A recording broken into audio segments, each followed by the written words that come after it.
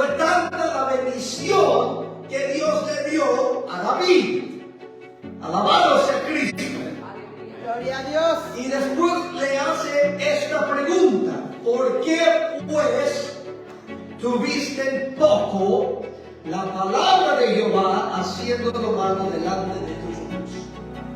Y esa pregunta es la pregunta, y esta conversación es la estructura de las preguntas que usted y yo nos debemos hacer cuando vamos a hacer algo que seguramente va a ofender o va a lastimar a uno de nuestros hermanos. Antes de yo hablar mal de Jeremías, yo debo primero pensar: ¿cómo Dios no me ha bendecido a mí? ¿Cómo Dios, qué no me ha dado Dios? En tanto que yo he fallado al Señor, pero mira todo lo que Dios me ha dado. Cuando yo considero eso, como que bajo un poco mi enojo, ¿verdad? Porque entiendo que yo también he sido muy bendecido por Dios, aunque no merezco ser.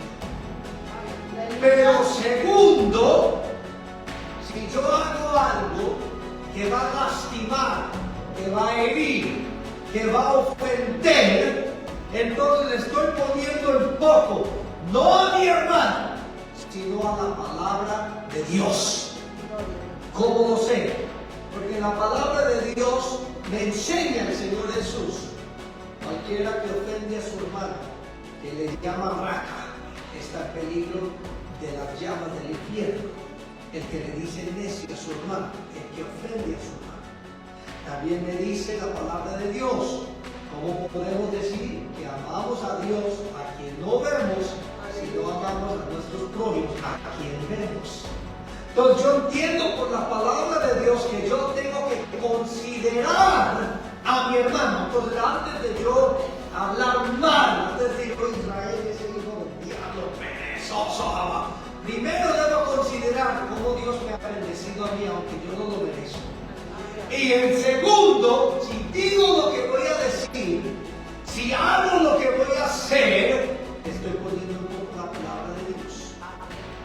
Porque esa parte no nos gusta considerar. Nos gusta considerar, de todos modos la hermana Laura me va a perdonar. Pero hay un antecedente que Dios demanda de nosotros antes de cometer la ofensa. Muchos de nosotros, y no solo nosotros aquí, muchos cristianos, muchas personas, como dicen, es más fácil pedir perdón de todos modos. En otras palabras, yo voy a hacer lo que yo quiero hacer, voy a decir lo que yo quiero decir, y ya después, bueno, si me perdona, y si no, no. Y aquí la palabra de Dios nos está demostrando ese proceso.